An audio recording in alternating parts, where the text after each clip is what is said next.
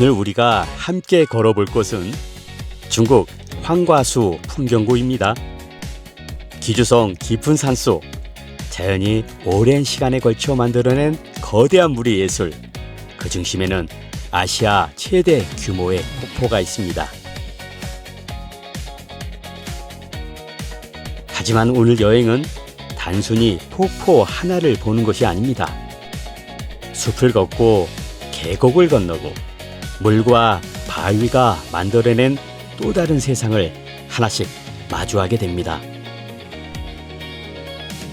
지금부터 천천히 같이 걸어보시죠. 신의남역에서 안순 서역으로 이동합니다. 황과수 풍경구까지는 셔틀버스나 택시로 이동하면 편리합니다.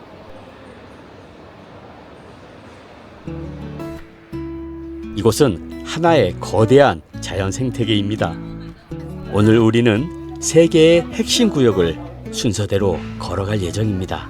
천성교 경구, 그리고 대폭포 경구, 마지막은 두파당 경구입니다. 목적지마다 셔틀버스가 준비되어 있습니다. 점점 더 거대해지는 자연을 단계적으로 마주하게 될 것입니다. 첫 번째 목적지 천성교 경구입니다. 표지석 앞에서 인증샷은 필수죠.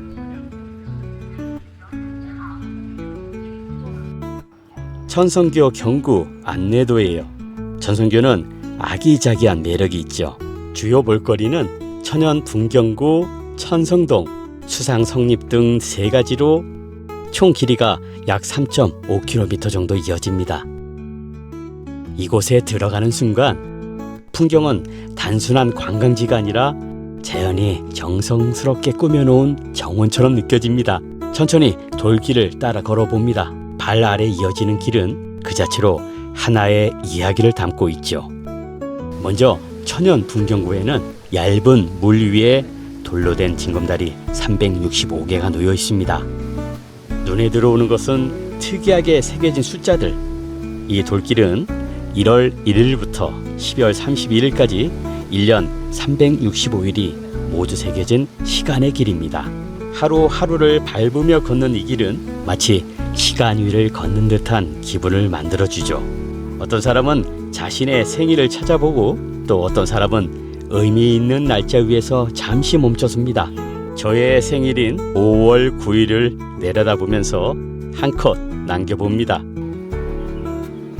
여행 속에서 시간을 직접 밟으며 걷는 경험, 이곳에서만 느낄 수 있는 특별한 순간입니다. 이 좁디 좁은 통로를 지나가 보는 것도 묘미라고 할 수 있죠.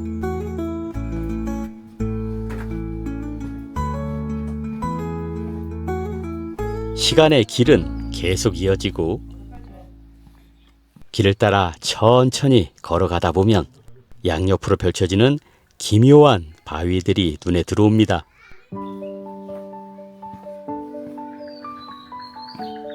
이 지형은 카르스트 지형 특유의 풍경이죠. 시간의 길도 12월 31일로 마무리됩니다. 또다시 만난 좁은 길, 과연 통과할 수 있을까요? 쉽지 않지만 숨을 참아가며 간신히 통과해봅니다. 걸음을 옮길 때마다 전혀 다른 풍경이 펼쳐집니다. 어느 순간에는 숲속을 걷는 느낌이고 또 어느 순간에는 거대한 바위 미로 속에 들어온 듯한 기분이 들어요.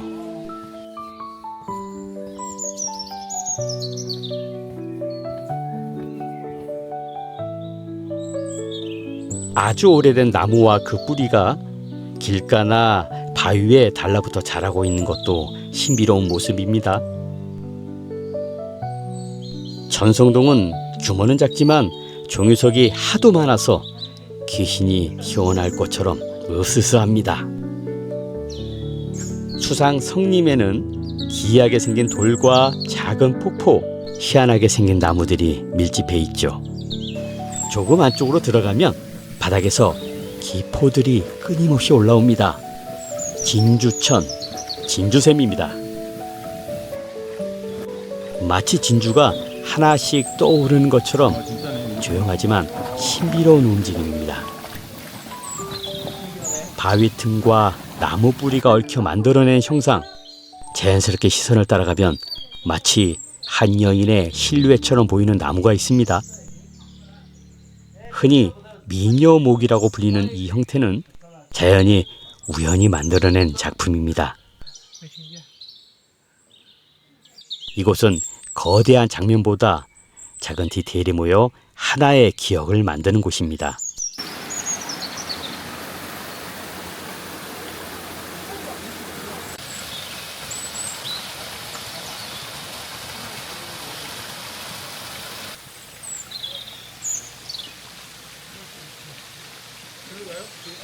그리고 천성교 경구의 마지막으로 갈수록 점점 물소리가 선명해지죠.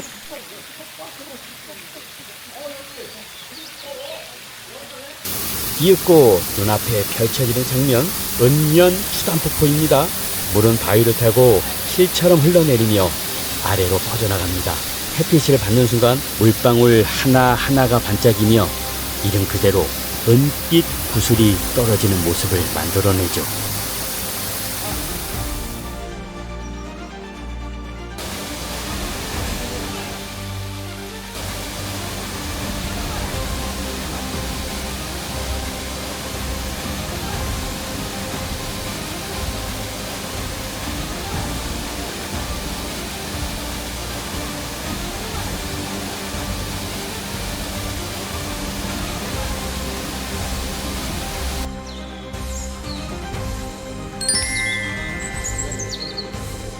이제 우리는 더 거대한 자연을 만나기 위해 대폭포 경구로 이동합니다.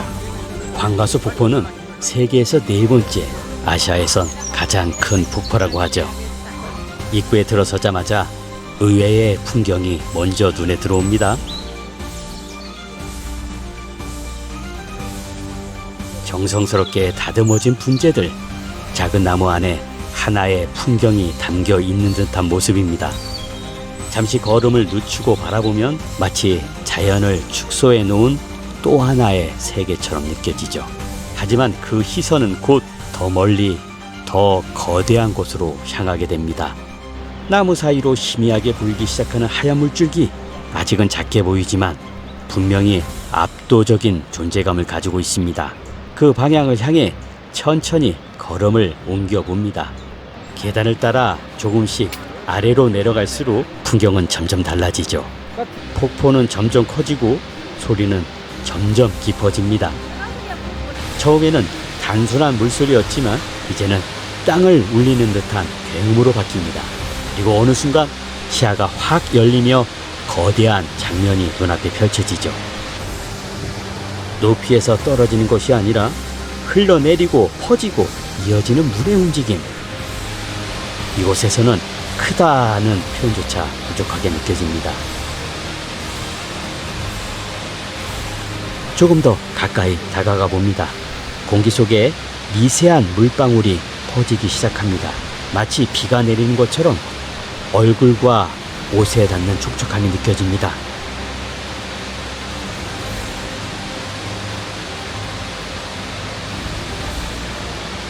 이제 우리는 폭포를 바라보는 것이 아니라 그 안으로 들어가고 있습니다.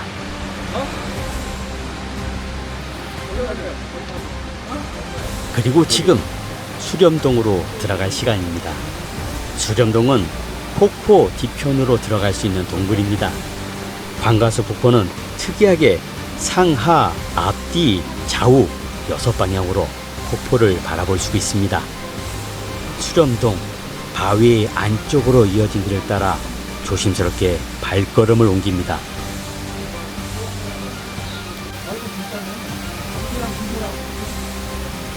동굴 안으로 들어서는 순간 세상의 방향이 바뀝니다.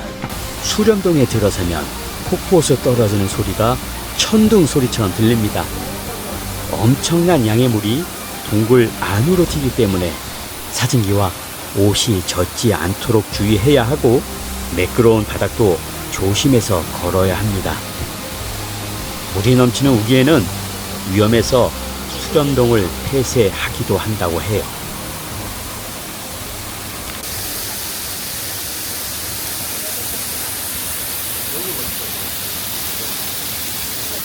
폭포를 정면에서 보는 것과는 전혀 다른 느낌. 물줄기 하나하나가 더 가깝고 더 생생하게 다가옵니다.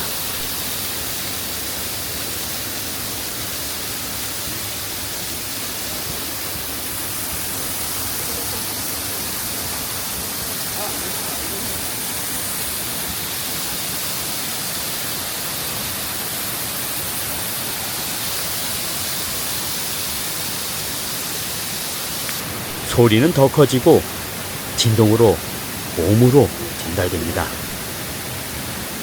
이곳에서는 눈으로 보는 것보다 몸으로 느끼는 감각이 더 강하게 남습니다.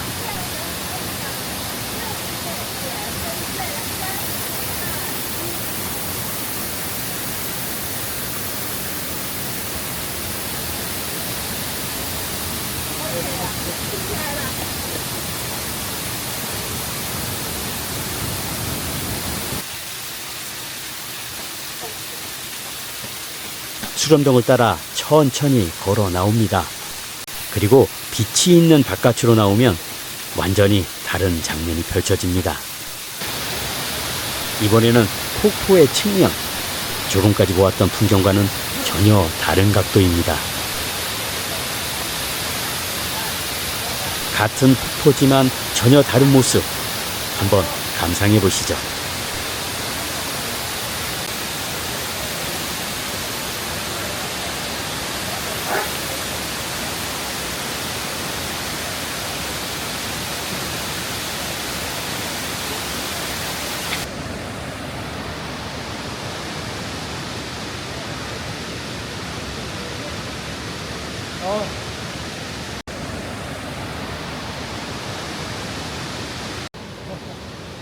그리고 눈앞에 보이는 하나의 다리, 흔들다리입니다.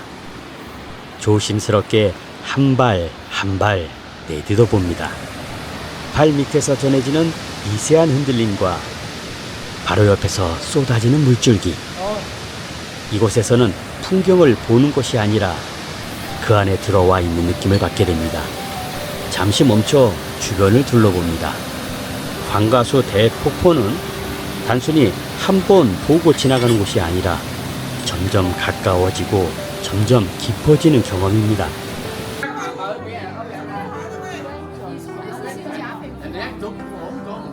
이제 우리는 오늘 마지막 여정 두파당 경으로 이동합니다. 가파르고 비탈진 언덕이라는 이름으로 황가수 대폭포의 상류 1km 지점이 있죠. 높이가 21m로 황가수 폭포의 3분의 1도 되지 않지만 폭은 105m로 황가수 폭포군 중에서 폭이 가장 넓은 폭포입니다. 이 폭포는 TV 드라마 서유기 촬영지로도 유명하죠. 손오공이 뛰어놀던 장면 속 바로 그 배경인데요.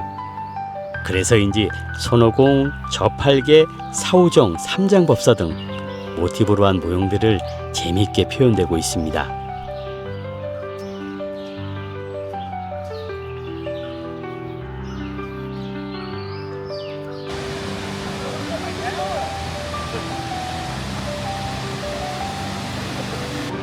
입구에서 10여 분 걸으면 바로 두파당 폭포입니다. 그러게.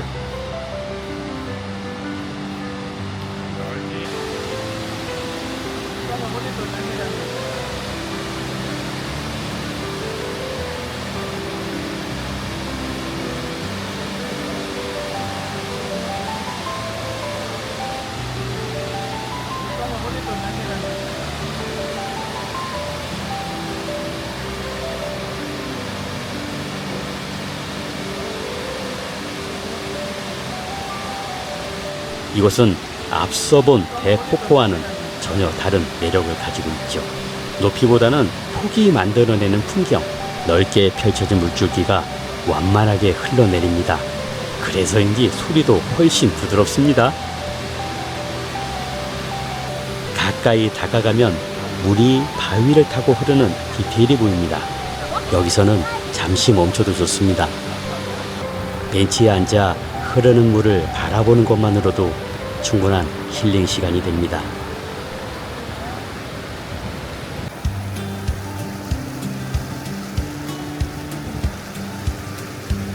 오늘 우리가 걸어온 길을 천천히 떠올려 봅니다. 작은 정원 같은 천성교, 압도적인 황가수 폭포, 그리고 부드러운 두파당 폭포. 각각 다른 모습의 물이 하나의 여행을 완성합니다.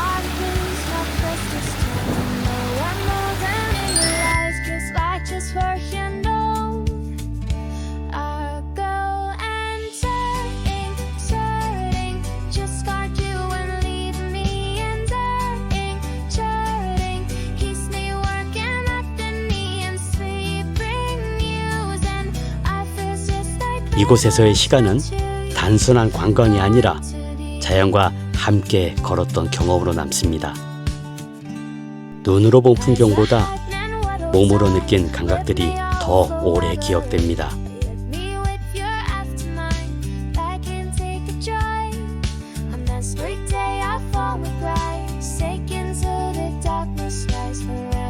물소리, 습한 공기, 그리고 발걸음의 리듬. 황가수 풍경구는 보는 곳이 아니라 걷는 곳입니다. 그리고 그 길 위에서 우리는 자연이 만들어낸 시간의 흔적을 조금이나마 느끼게 됩니다. 오늘의 여행은 여기까지입니다. 하지만 이 물의 흐름은 지금 이 순간에도 계속 이어지고 있습니다. 언젠가 다시 이곳을 찾게 된다면 또 다른 모습으로 우리를 맞이해 줄 겁니다. 오늘 함께 걸어주셔서 감사합니다.